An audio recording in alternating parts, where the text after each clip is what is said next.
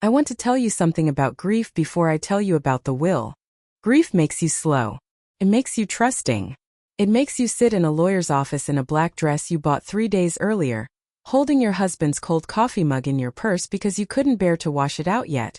And it makes you believe that the people around you are grieving too. I believed that about Marcus right up until the moment he smiled. My name is Renee. I was married to David for 6 years. He had a son from his first marriage, Marcus 28, sharp suit, sharper smile. And I spent those 6 years trying, quietly and without asking for credit, to be someone Marcus could trust. I brought him soup when he was sick. I sat through his college graduation clapping until my hands hurt. I never once tried to replace his mother. I only ever tried to add something good. David died in March. A heart attack sudden in his own office at his own desk with his tie still on. I found out over the phone standing in our kitchen, and I remember thinking, the coffee is still warm. He was just here. The small things started before I even had time to properly cry. 2 days after the funeral, Marcus asked for David's laptop. For sentimental reasons, he said. I just want his old photos. I gave it to him without thinking twice. That's what grief does. It makes you generous with your suspicion. A week later, I noticed the safe in David's study had been opened. Nothing looked missing. But the little dish where David kept his cufflinks had been moved 3 inches to the left. I told myself I was imagining it. Grief makes you see ghosts in furniture. Then Marcus stopped returning my calls the way he used to. Where he'd once texted back within the hour, now it was days.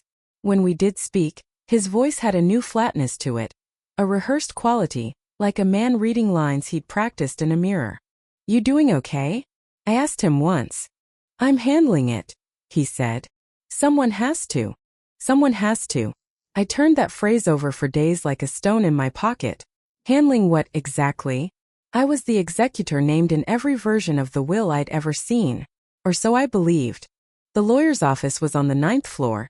All glass and quiet air conditioning.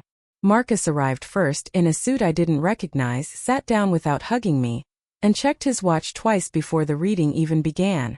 The lawyer, a soft-spoken man named Mr. Halloway, opened a plain envelope and began to read David's will aloud.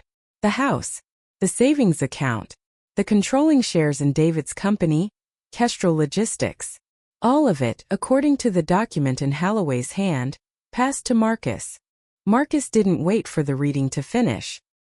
He leaned back in his chair, and he smiled, not a grieving smile, not even a relieved one, but a satisfied one.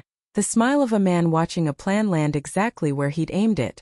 Everything goes to me, he said, like he was confirming a delivery. I sat very still. I have never screamed in my life, and I wasn't going to start in a lawyer's office. I simply asked, may I see the date on that document? Halloway checked. 14 months ago. 14 months. Before David and I renovated the kitchen together, picked out the tile with our own hands, planned a trip to Portugal we never got to take. A version of David's wishes that predated half our life together. Something about that felt wrong in a way I couldn't yet name, not sad wrong like a note played slightly flat. I didn't argue. I didn't cry in front of Marcus. I thanked Halloway, went home, and did what I do when something doesn't add up. I got quiet and I got methodical. That night I went through David's home office drawer by drawer. Not looking for anything specific, just looking. In the back of his desk, taped beneath the bottom drawer where you'd only find it if you were searching and not just tidying, I found a small key. Not a house key.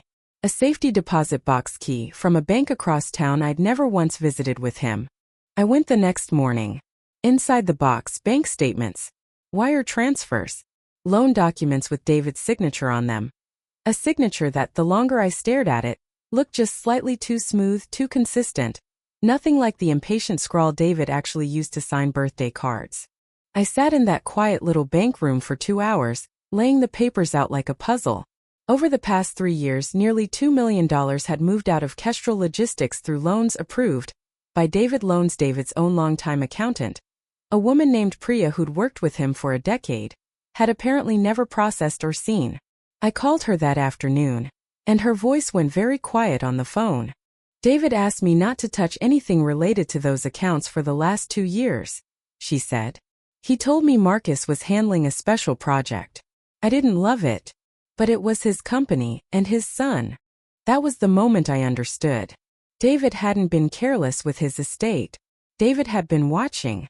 The following week, Holloway called me in again. "There's a second envelope," he said.